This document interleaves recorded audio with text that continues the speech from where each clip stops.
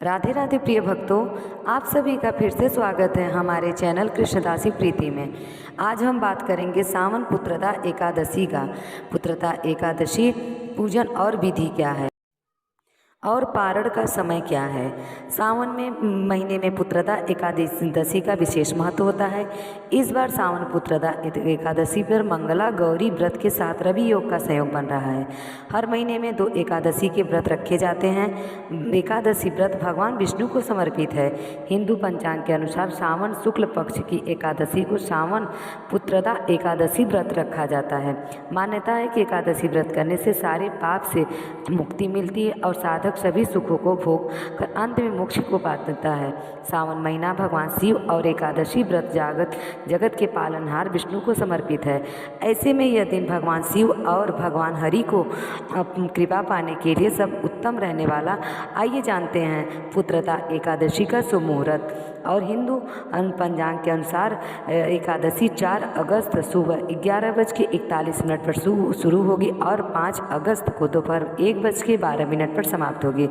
उदया तिथि के अनुसार पुत्रदा एकादशी 5 अगस्त को रखी जाएगी।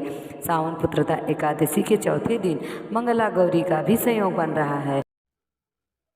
पुत्रदा एकादशी व्रत का पारण 6 अगस्त को किया जाएगा। दिन पारण सुबह है 5:45 से सुबह 8:26 तक रहेगा। एकादशी के दिन सुबह स्नान कर ले और स्नान करने के बाद स्वच्छ वस्त्र धारण करें। इसके बाद भगवान विष्णु का ध्यान करते हुए व्रत का संकल्प जरूर करें। व्रत संकल्प करने के बाद भगवान विष्णु को गंगा जल, तुलसी दल, फूल, पंचामृत और तिल से पूजा करें। व्रत के दिन अन्न ग्रहण ना करें। शाम के समय विधिवत विधान से भगवान विष्णु और माता लक्ष्मी की पूजा करें। फिर व्रत का कथा सुने। व्रत के एक दिन द्वादशी को सुबह उठकर स्नान कर ले और व्रत का पारण करें। तो आइए अब सुनते हैं श्रावण शुक्ल पक्ष की पुत्रदा एकादशी व्रत कथा।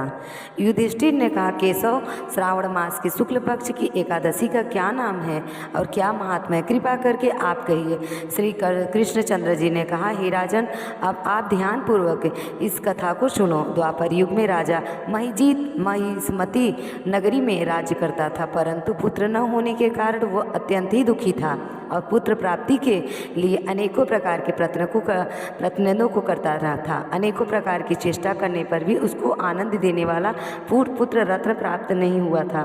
तो राजा ने अपनी वृद्ध अवस्था को देखकर एक दिन अपनी सभा में अत्यंत ही चिंतित होकर प्रजागणों को संबोधित करते हुए कहा कि प्रजागण, मैंने इस जन्म में जहाँ तक ध्यान आता है कोई भी पाप कार्य नहीं किया है और न प्रजा से अत्याचार पूर्ण धन को लेकर अपने अर्थकोष में संचित किया है, न किसी को धरोहर का हरण ही किया है, बल्कि अपनी प्रजा का पालन पुत्र के सदृश कर रहा हूँ। धर्म कार्य के द्वारा पृथ्वी को भी अपने वश में कर रखा है।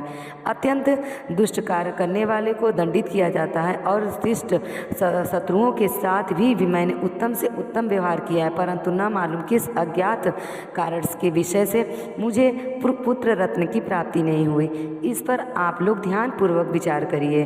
इस प्रकार राजा के आर्त वचनों को सुन करके प्रजागण और पुरोहित आपस में सम्मिलित करके राजा के कल्याण के निमित्त वन में गए और मुनियों के आश्रम को ढूंढते ढूंढते इधर उधर वन में भ्रमण करने लगे। इसी वन में उन्होंने अत्यंत ही घोर तपस्या करते हुए निराहार तात्मा जित क्रोध महात्मा लोमस मुनि का दर्शन किया, जो कि सर्वधर्म तत्ववेत्ता एवं सर्वशास्त्र पारंगत दीर्घायु थे, जिनके की कल्प के अंत में केवल लोम ही गिरते थे। इसी कारण से उनका नाम लोमस पड़ गया। इस प्रकार उन त्रिकालज्ञ महात्मा लोमस को देख करके सब लोग अत्यंत ही हर्षित होकर निकट जा यथोचित रूप से प्रणाम करके उनके पास स्थित हो गए। लोमस मुनि ने सब लोगों को देखकर यह प्रश्न किया कि तुम लोग यहाँ पर किस कारण से आए हो और यहाँ पर क्यों स्थित हो गए हो। तब सब मुनियों ने बताया कि हे राजन, हम सब लोग अपने कष्ट से निवृत्त होने के लिए अपने शुभ स्थान पर आए हैं। वह कष्ट यह है कि हमारा महिजीत नामक राजा अत्यंत ही धर्मात्मा है, परंतु पुत्रहीन है। इस दुखी से उसे अत्यंत ही व्याकुल देखकर आपके शरण में तपस्या करने के हेतु हम सब एकत्रित हुए हैं। राजा के अहो भाग्य से हम सब लोग को आपका दर्शन प्राप्त हुआ, क्योंकि महात्मा एवं मुनियों के दर्शन मात्र से ही मनुष्यों के कार्य सिद्ध हो जाता है। अस्तु आप हमें लोगों के ऊपर कृपा करके इस प्रकार का उद्देश्य करिए कि जिससे हमारे धर्मात्मा राजा का कार्य सिद्ध होकर कल्याण होवे। प्रजाजनों की इस प्रकार की बातें को सुनकर क्षण भर तक ध्यानमग्न होकर राजा के पूर्व जन्म के वृत्तांत को समझकर लोमस जी ने कहा कि यह राजा पूर्व जन्म में अत्यंत ही घोर पापी और महादरिद्र जाति का वैश्य था। अपने व्यवसाय के हेतु इस नगर से उस नगर में, उस नगर से इस नगर के दूसरे नगर में इसी प्रकार बराबर भ्रमण किया करता था। एक समय की बात है कि ज्येष्ठ मास के शुक्ल पक्ष की एकादशी के माध्य के समय प्यास से अत्यंत व्याकुल होकर जल के लिए कोई उत्तम स्थान को ढूंढने लगा। संयोगवश उसको एक अत्यंत ही उत्तम और स्वच्छ जलाशय दिखाई पड़ा। उसको देखते ही जल पीने की इच्छा से उसके समीप गया। उसी समय एक कुछ ही दिनों की ब्याही हुई गौ अपने साथ बछड़े को लिए हुए उसी जलाशय पर आकर जल पीने लगी।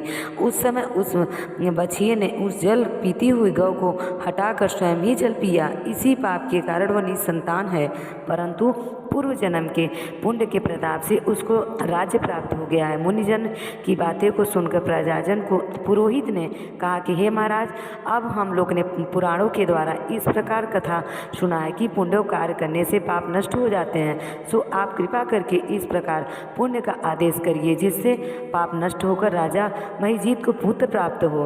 तब लोमस ऋषि ने कहा कि हे मनुष्य, श्रावण मास के शुक्ल पक्ष ही की पुत्रदा नामक एकादशी का व्रत तुम लोग करो और नियम पूर्वक पूजा इत्यादि करके रात भर जागरण करो तथा सबका सब फल आने वाला राजा को प्रदान कर दो, तो उस राजा को पुत्र अवश्य होगा। इस प्रकार लोमस ऋषि द्वारा व्रत के विधान और फल को सुनकर सब लोग अपार आनंद प्राप्त हुआ और सब लोग अपने अपने घर को लौटे। श्रावण मास जब आया तब सब लोग ने लोमस ऋषि के आज्ञा अनुसार राजा सहित भक्ति और विधान पूर्वक एकादशी का व्रत किया और दूसरे दिन अपना अपना फल उन सब लोगों ने राजा को प्रदान कर दिया।